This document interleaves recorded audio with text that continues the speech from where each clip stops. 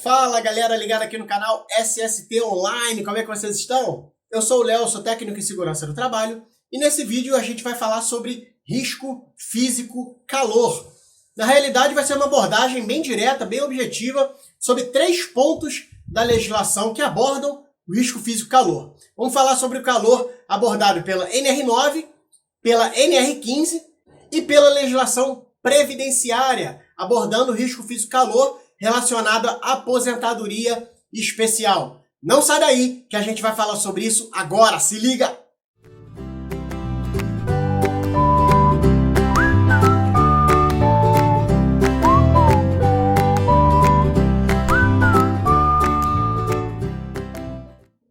Vamos lá, pessoal, o risco físico calor, ele traz de vez em quando algumas confusões, porque a gente tem 3 formas de ver o risco físico calor. Uma, pelo anexo 3 da NR9, a gente tem a abordagem do risco físico calor no anexo 3 da NR15, que vai falar sobre insalubridade por exposição ao calor, e a gente tem uma terceira possibilidade, que é a abordagem sobre risco físico calor na legislação previdenciária para fins de aposentadoria especial. Eu fiz uma subdivisão aqui nesse vídeo e eu resolvi abordar em trechos da norma, beleza? Primeiro a gente fala sobre o anexo 3 da NR9, depois o anexo 3 da NR15 e depois da legislação referente à aposentadoria especial. Vamos nessa? Vamos junto? Seguinte, anexo 3 da NR9, ele já traz a informação de que, caso haja necessidade de fazer avaliação quantitativa, essa avaliação precisa ser com a metodologia e procedimentos da norma de higiene ocupacional 06 da Fundacentro, a famosa NHO 06 da Fundacentro, certo? E a própria norma, ela traz ali algumas fórmulas. Na verdade, essa NHO ela é relativamente grande, tá? Ela traz muitas informações, traz tabelas, traz a metodologia, traz informações sobre equipamentos de medição de calor, traz uma série de informações que a gente vai utilizar no nosso dia a dia para trabalhos referentes a calor, risco físico calor. E uma dessas informações, 2 dessas informações, são as fórmulas para a gente calcular o IBU-TG.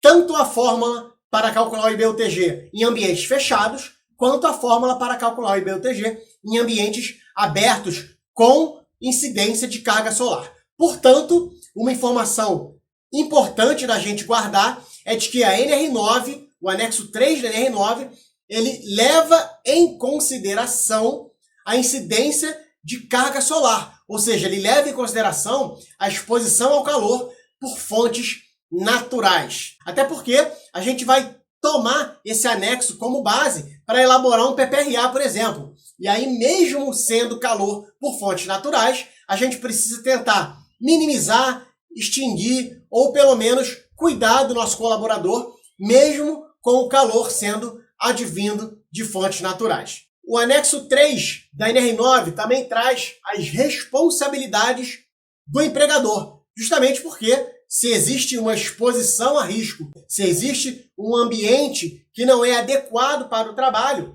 o empregador precisa adotar medidas protetivas. Ele precisa orientar o seu funcionário, orientar o seu colaborador para que ele possa se proteger e minimizar a sua exposição ao risco físico calor. Então, o anexo 3 da NR9 também traz orientações e medidas que o empregador precisa adotar, ou seja, responsabilidades do empregador. Uma outra coisa que o anexo 3 da NR9 traz é integração com o PCMSO. Ele fala objetivamente sobre exames complementares a serem feitos de forma periódica, porque se o profissional, se o colaborador está exposto a um risco, ele precisa ter a sua saúde monitorada a curto, médio e longo prazo, justamente para verificar se aquele risco, se aquela exposição ao calor está trazendo alguma alteração na sua saúde. E os exames complementares, solicitados, obviamente, pelo médico do trabalho no PCMSO, que é o documento citado pelo anexo 3, os resultados desses exames vão trazer a visão da medicina para verificar se a exposição ao calor, se a exposição ao risco está trazendo algum tipo de malefício, algum tipo de prejuízo à saúde do colaborador. Então, os exames complementares precisam estar em dia e serem verificados regularmente. Além dessas informações, o anexo 3 da NR9 traz 4 quadros, beleza? Um quadro, ele traz os níveis de ação, a partir de que momento a empresa precisa tomar medidas de forma que proteja o seu colaborador, mesmo que ainda não esteja sendo alvo de altas temperaturas, de ultrapassagem do limite de exposição. A partir de um certo momento, a gente precisa adotar os níveis de ação. Então, um quadro que a NR9 traz, que o anexo 3 da NR9 traz, é o quadro de níveis de ação. Um outro quadro é o quadro de limites de exposição. E aí sim a gente tem o limite ao qual um trabalhador pode ficar exposto a determinada temperatura. Esse quadro vai trazer exatamente esse limite. O terceiro quadro é um quadro que traz a taxa metabólica por atividade. Se a atividade é, sei lá, leve com as duas mãos, ou se é moderada com os dois braços, se é em pé, se é sentado, se é com carga, se é empurrando alguma coisa, se é subindo, se é descendo.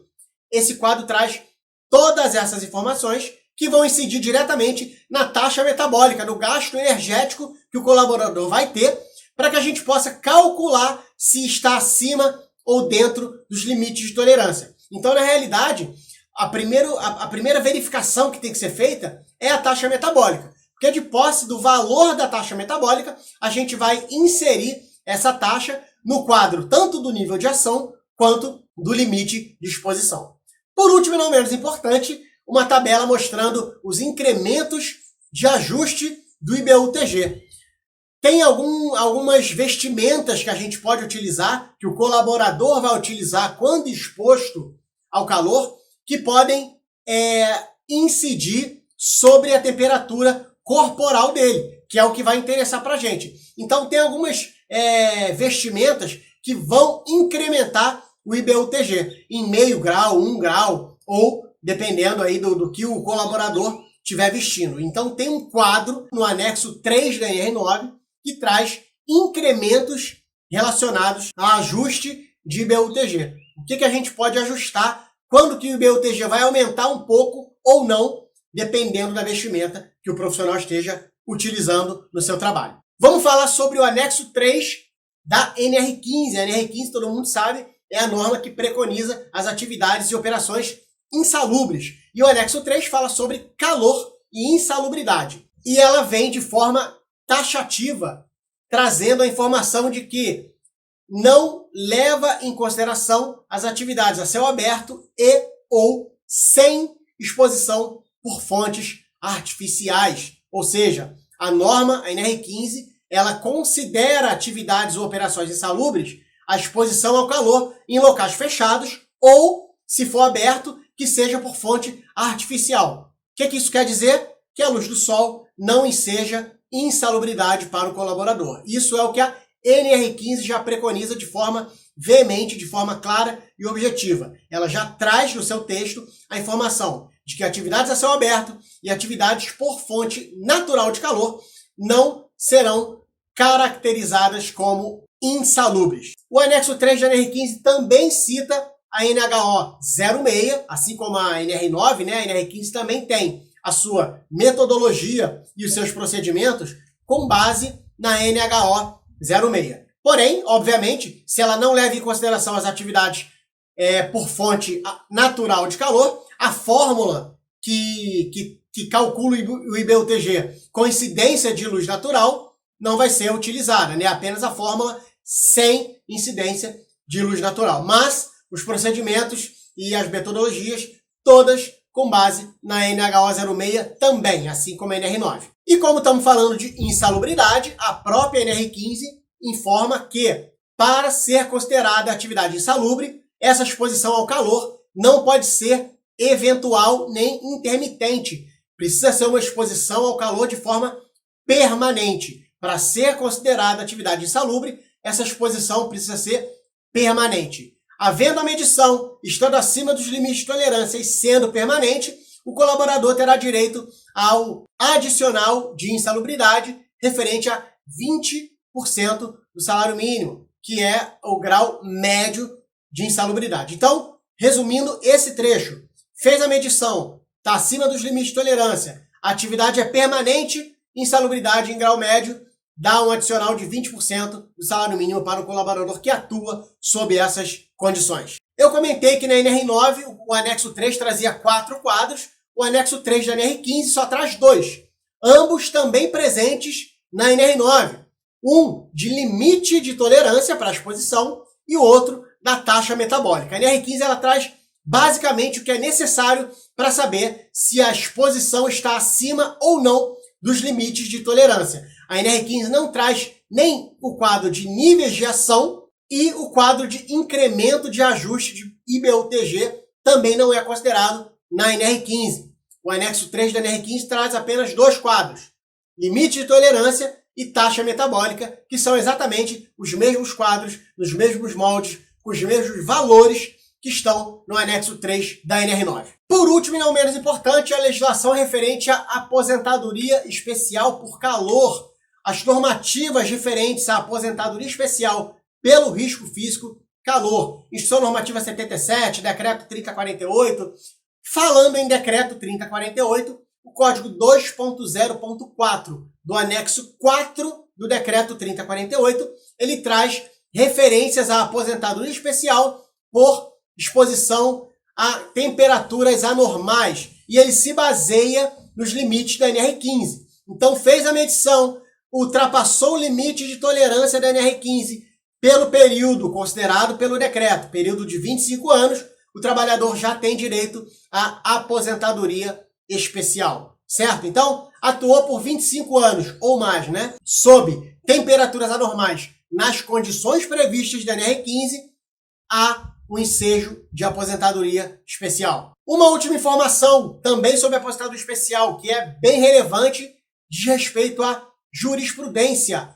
Assim como a NR15, as normas que preconizam a aposentadoria especial por calor não levam em consideração as atividades e a exposição a fontes naturais de calor, como é a luz solar. Mas, porém, entretanto, todavia, contudo, existem jurisprudências concedendo direito à aposentadoria especial a trabalhadores que passaram a sua vida profissional atuando sob condições de calor advindas de fonte natural. Jurisdição é legislação? Não. Eu vou fazer o meu documento baseado na jurisdição? Não. Mas é óbvio que eu preciso saber o que está se passando nos tribunais do nosso país para poder orientar a empresa que eu trabalho ou a empresa que eu presto serviço como assessor, consultor, enfim.